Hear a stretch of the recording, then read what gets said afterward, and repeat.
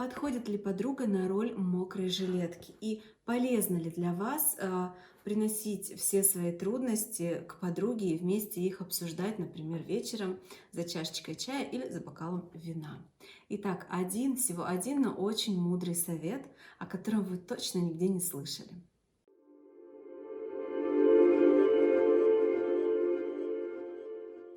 Когда вы идете к подруге и приносите ей все свои трудности, то, как правило, на самом деле это очень вредно для вас и для решения ваших трудных ситуаций. Приведу пример. Вы поругались со своим партнером и приходите к ней жаловаться. Соответственно, вы изливаете ей всю свою душу, свою точку зрения, что он не прав, что он плохой. Что обычно делает подруга? Как правило, она занимает вашу позицию.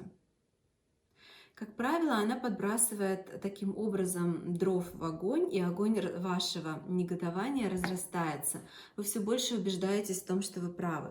Спору нет, вы действительно можете быть правы, но сама вот эта энергетическая составляющая вашей ссоры, она подпитывается дополнительно энергией подруги. И ваш конфликт, он получает дополнительное топливо еще одного стороннего третьего наблюдателя, который не может так же, как и вы, помочь разрешению этой проблемы. Как правило, подруга сама имеет сложности с мужчинами. Она не может смотреть на эти проблемы с большим человеческим принятием, а именно большое человеческое такое принятие, согласие с жизнью, как она есть, дает вот эту помощь, энергетическую движок развязать конфликтные ситуации. Поэтому самое лучшее, что вы можете сделать для ваших отношений с партнером, это в моменты, когда вы ругаетесь, сдержаться и не нести это все к подруге, переварить это самой, если это перевариваемо самостоятельно, если количество вашего негодования, оно условно среднее, да, вы можете с этим справиться сами. Либо, если это такая вот большая буря и ураган, что вам действительно нужна помощь со стороны, вы не можете освоить эти чувства сами, не можете переварить их сами в себе, то лучше идти к профессионалу, потому что профессионал никогда не будет сидеть и просто поддакивать, говорить вам: да-да, вы правы, да-да, вы правы. Даже когда ваш партнер реально, объективно не прав, например, он вас побил, то есть это прям вот насилие физическое, он вас ударил.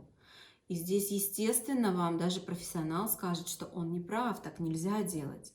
Но вот эта вот позиция профессионала изначально нейтральная, не как у вашей подруги.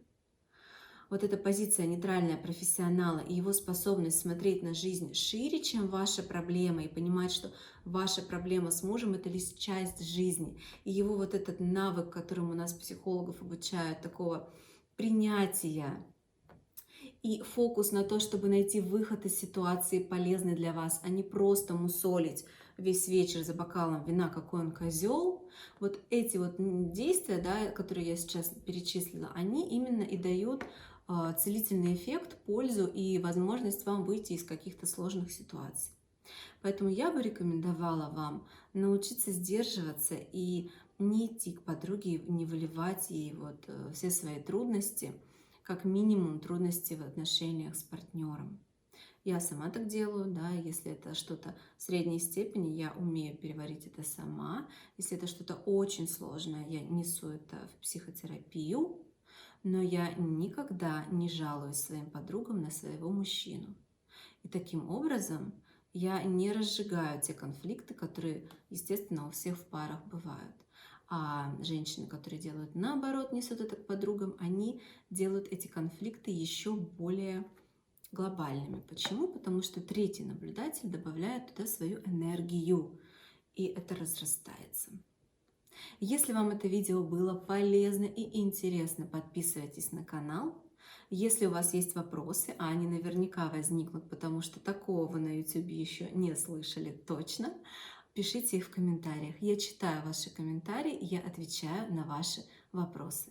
До новых встреч!